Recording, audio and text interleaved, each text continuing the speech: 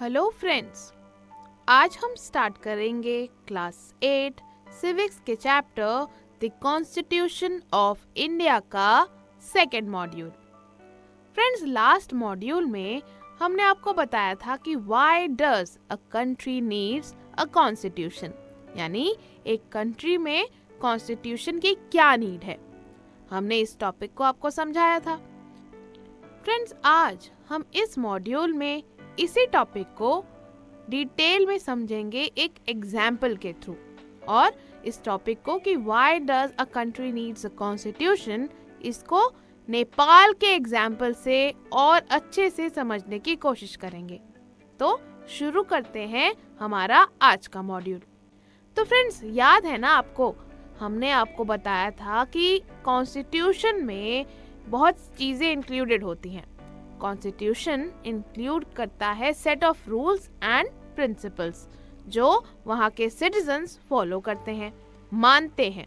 ये ऐसे रूल्स होते हैं जिसमें सारे सिटीजन्स, सारे जो नागरिक होते हैं, वो यकीन रखते हैं, बिलीफ रखते हैं, और सिटीजन्स चाहते हैं कि इन्हीं रूल्स, इन्हीं प्रिंसिपल्स के बेसिस पर हमारा देश गवर्न हो, हमारा देश चले।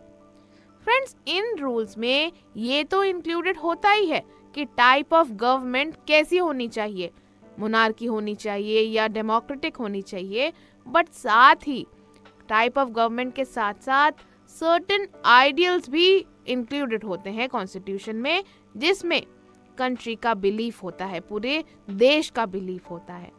तो फ्रेंड्स, जो कॉन्स्टिट्यूशन है वो बेसिकली हमें बताता है, एक कंट्री को बताता है कि क्या सही है, क्या गलत है, what is right and what is wrong, और what we should do and what we should follow. Suppose एक क्वेश्चन पेपर है, अगर आप एग्जाम में अटेम्प्ट करते हो तो क्या करते हो, जो क्वेश्चंस आए हैं क्वेश्चन पेपर में उसी के आंसर्स लिखते हो ना, या उसके अलावा बहुत सारे क्वेश्चंस के आंसर लिख देते हो? नहीं ना। तो ऐसे ही कंट्री के कुछ रूल्स होते हैं, हमें उन्हीं के अनुसार फॉलो करना चाहिए, उन्हीं के अनुसार काम करना चाहिए। तो कॉन्स्टिट्यूशन हमें वही रूल्स, रेगुलेशंस, प्रिंसिपल्स बताता है। तो फ्रेंड्स, कॉन्स्टिट्यूशन के इसी पर्पस को हम अपनी नेबरिंग कंट्री नेपाल के एग्जाम्पल से अब समझते हैं। फ्रेंड्स, नेपाल पहले एक मोनार्की था। मोनार्की तो याद ही है ना आपको, जहाँ पे एक किंग या क्वीन राज करते हैं।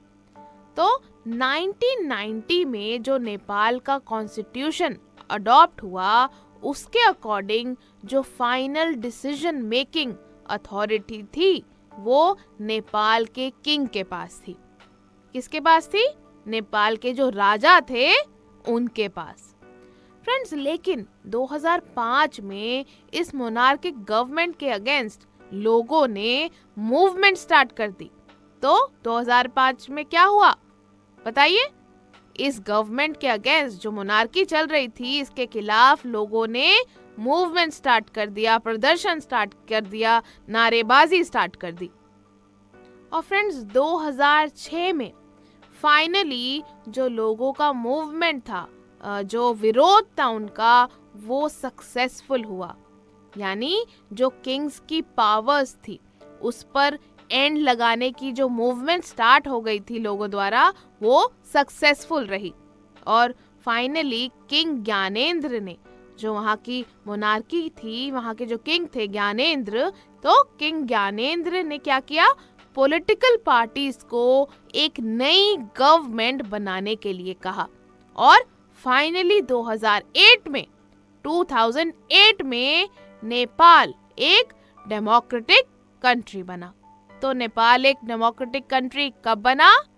2008 में। वेरी गुड फ्रेंड्स, अब जब नेपाल एक डेमोक्रेसी बन गया तो नेक्स्ट स्टेप था देश को चलाने के लिए एक नया संविधान बनाना, एक नया कॉन्स्टिट्यूशन बनाना।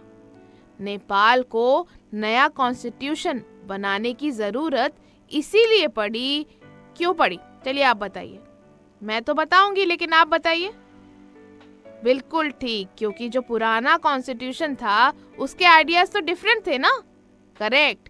तो जो नया था कॉन्स्टिट्यूशन, उसमें क्या होगा? सिटीजन्स के फेवर में होगा, सिटीजन्स के हिसाब से होगा। करेक्ट। तो नेपाल को नया कॉन्स्टिट्यूशन बनाने की ज़रूरत इसीलिए पड़ी क्योंकि पुराना कॉन्स्टिट्यूशन उन आइडियल्स को या उन प्रिंसिपल्स को शो नहीं करता था जिसके लिए नेपाल के सिटीजन्स ने फाइट किया था। क्योंकि लड़ाई जो थी, मूवमेंट जो थी, वो किसके लिए थी? क्योंकि जो देश चल रहा था वो लोगों के हिसाब से सही नहीं चल रहा था। तो पुराना कॉन्स्टिट्यूशन अब नए नेपाल में किसी काम का नहीं था, क्योंकि नेपाल अब क्या बन चुका था? एक डेमोक्रेसी बन चुका था, एक डेमोक्रेटिक गवर्नमेंट फॉर्म हो चुकी थी। फ्रेंड्स, क्योंकि नेपाल एक मोनार्की से डेमोक्रेसी बना, इसीलिए उसे सारे रूल्स चेंज करने पड़े, क्योंकि दो अलग अलग टाइप्स ऑफ गवर्नमेंट के रूल्स और आइडियल्स में बहुत फर्क होता है। तो क्योंकि नेपाल एक मोनार्की से डेमोक्रेसी बना, इसीलिए उसे सारे रूल्स चेंज करने पड़े और एक नया कॉन्स्टिट्यूशन अडॉप्ट करना पड़ा। नेपाल ने नया कॉन्स्टिट्यूशन 2015 में फाइनली अडॉप्ट किया था। तो अब आप ये बताइए कि इस एग्जाम्पल से हमें क्या समझ आया? बताइए। यही ना कि जो नेपाल का नया कॉन्स्टिट्यूशन था उसमें उन रूल्स और उन आइडियल्स को इंक्लूड किया गया, उन आइडियल्स और रूल्स को जगह मिली जिसमें नेपाल के सिटीजन्स, नेपाल के लोग बिलीव करते थे। करेक्ट। तो अगर डेमोक्रेसी बना है तो लोगों का तो रूल होगा ना। तो ऑब्वियस सी बात है, अगर कॉन्स्टिट्यूशन नया बनेगा, डेमोक्रेसी अब बन चुकी है, तो जैसा लोग चाहते हैं, जैसे लोगों का बिलीफ है कि भाई हमारा देश ऐसा चलना चाहिए, इस तरह से गवर्न होना चाहिए, तो कॉन्स्टिट्यूशन भी तो वैसा ही होगा ना। तो यही हमने इस एग्जाम्पल से जाना। तो याद है ना, लास्ट मॉड्यूल में हमने क्या बताया था कि अलग अलग तरह के कंट्री में लोग होते हैं, किसी के कॉमन बिलीफ्स हो सकते हैं, लेकिन सारे लोग सेम इशू पे अग्री करें ये जरूरी नहीं। तो कॉन्स्टिट्यूशन इंक्लूड करता है information about the type of government. जैसे नेपाल के केस में अब डेमोक्रेसी है तो कॉन्स्टिट्यूशन भी नया बना, मोनार्की थी तो कॉन्स्टिट्यूशन अलग था। तो a constitution includes information about the type of government that will function in the country. साथ ही क्या होता है? Constitution includes certain ideals in which all the citizens believe and which unites the country. तो अब नेपाल का कॉन्स्टिट्यूशन नया बना तो उसमें ऐसे आइडियल्स, ऐसे प्रिंसिपल्स और ऐसे बिलीव्स इंक्लूड हुए जिसमें पूरी कंट्री का विश्वास था और जो पूरे देश को बांध रहा था। और नेपाल ने नया कॉन्स्टिट्यूशन कब अडॉप्ट किया था? बताइए। 2014 या 2015? करेक्ट, 2015 में। तो फ्रेंड्स, हमने नेपाल का एग्जाम्पल लिया और क्या क्या जाना? हमने जाना कि नेपाल पहले मोनार्की था। कैसी गवर्नमेंट थी नेपाल में? मोनार्की। तो जो पहला कॉन्स्टिट्यूशन था नेपाल का वो 1990 में अडॉप्ट हुआ था, जिसके हिसाब से फाइनल अथॉरिटी किसके पास थी? किंग के पास थी, क्योंकि नेपाल में क्या था? मोनार्की था। उसके बाद क्या हुआ? लोगों का मूवमेंट स्टार्ट हुआ नेपाल में। A people's movement in Nepal started and it fought for several decades to establish democracy. है ना, डेमोक्रेसी के लिए लोगों का मूवमेंट शुरू हुआ, क्योंकि नेपाल के लोग नहीं चाहते थे कि मोनार्की कंटिन्यू हो। और 2006 में फाइनली लोगों का स्ट्रगल, लोगों का मूवमेंट सफल रहा और किंग की जो पावर्स थी उस पे फुल स्टॉप लगा, एंड लगा। उसके बाद क्या हुआ? लोगों को क्या हुआ? क्या मौका मिला? नए कॉन्स्टिट्यूशन को इस्टेब्लिश करने का, लिखने का मौका मिला, क्योंकि मोनार्की अबॉलिश हो चुकी थी और डेमोक्रेसी अब आ चुकी थी।